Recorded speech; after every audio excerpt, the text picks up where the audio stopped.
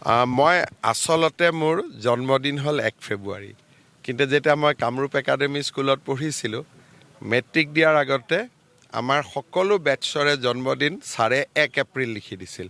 সেইকাৰণে চৰকাৰী কিতাপ কাগজত মোৰ জন্মদিন 1 এপ্ৰিল থাকে। বিহালী ইলেকশ্যনৰ সময়ত মই কৈছিলোঁ যে ভাল দিনত আহি মহিলা উদ্যমিতা আঁচনিখন আৰম্ভ কৰিম। আজি কেইবা হাজাৰো প্ৰায় 22-23 হাজাৰ মহিলাক বিহালী সমষ্টিত আমি মহিলা উদ্যমিতাৰ 10,000 টকাকৈ বিতৰণ কৰিম।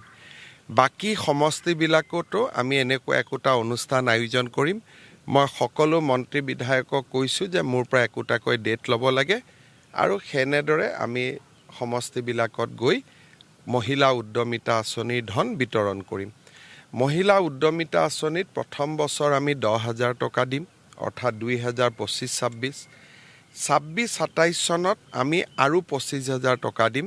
12,500 বেংকৰ পৰা আমি লৈ দিম, 12,500 আমি দিম আৰু সুদ দিব নালাগে। তৃতীয় বছৰত আমি 50,000 টকালৈকে আমি মহিলাসকলক বেংক আৰু চৰকাৰে মিলি দিব। ইয়াতে 10,000 টকা আমি আজি 27 লাখ মহিলাক দিম।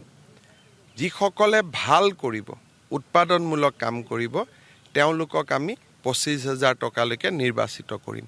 25,000 টকাটো যোনে ভাল কাম কৰিব তেওঁলোকক আমি 50,000 টকালৈ নিৰ্বাচিত কৰিম।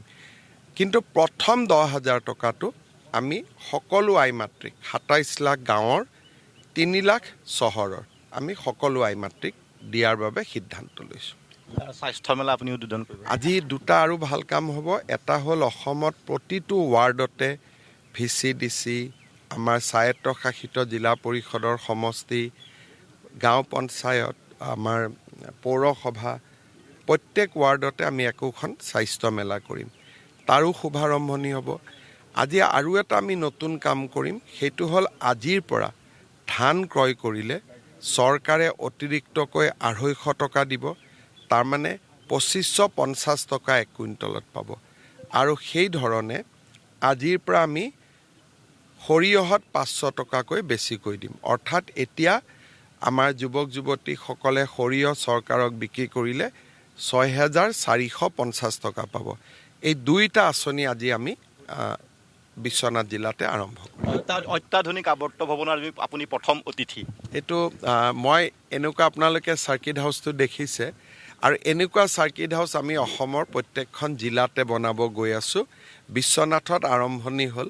অসমত আহিলে অতিথিসকলে যাতে সুন্দৰকৈ থাকিব পাৰে, পৰ্যটকসকলো থাকিব পাৰে, তাৰ বাবে আমি চাৰ্কিট হাউচবোৰ নতুনকৈ ধুনীয়াকৈ বনাব সিদ্ধান্ত লৈছিলোঁ। প্ৰথম চাৰ্কিট হাউচটো যোৱাকালি উদ্বোধন হ'ল। পিছবেলা আজি নদুৱাৰতো কেইবাটাও প্ৰগ্ৰেম আছে। কালি ৰাতিপুৱাও নদুৱাৰত প্ৰগ্ৰেম আছে আৰু কালি মই যোৰহাটলৈকৈ যাম।